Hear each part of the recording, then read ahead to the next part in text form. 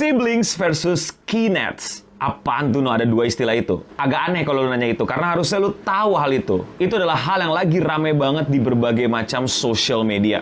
Twitter, Thread, Instagram, Facebook, bahkan TikTok. Jadi apa itu siblings versus kinets? Dan apa yang sebenarnya terjadi?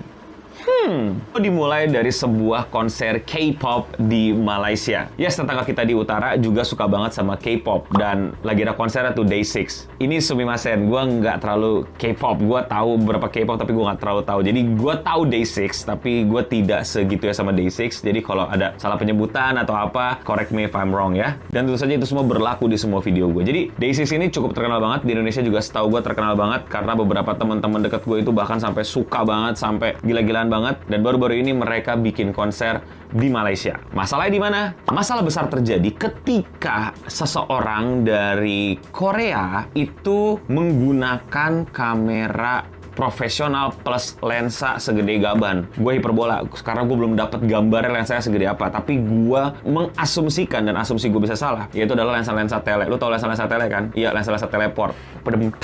Bukan. Lensa tele tuh lensa yang kayak WhatsApp. Semang-semang. Oke, lanjut.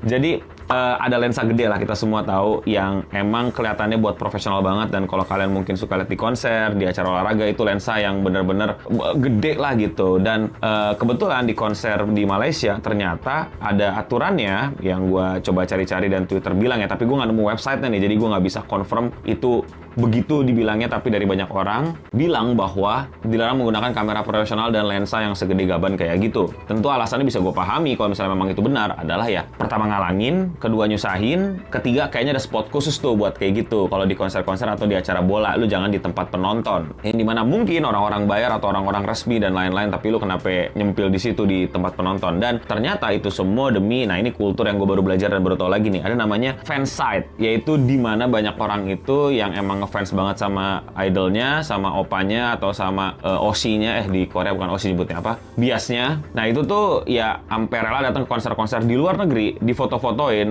untuk ditaruh di website, di SNS ke fansnya gitu, untuk kasih tau lah, kayak report lah gitu dari fans lah, fans report lah mungkin, atau gimana lah, correct me if I'm wrong. Nah dari situlah keributannya. Intinya ada orang Korea yang moto pakai lensa gede dan foto profesional yang diduga katanya dilarang dan dipermasalahkan sama fans-fans di Malaysia, dan terjadilah keributan itu di sosial media, terutama di Twitter. Dan katanya, lagi-lagi katanya, karena Twitter udah banyak yang dihapus nih. Gue telat nih, gue lagi liburan ke Jepang. Dari terakhir yang gue lihat, yang bersangkutan itu udah minta maaf. Dia tahu dia salah, dia minta maaf. Tapi yang gak terima adalah oknum atau sebagian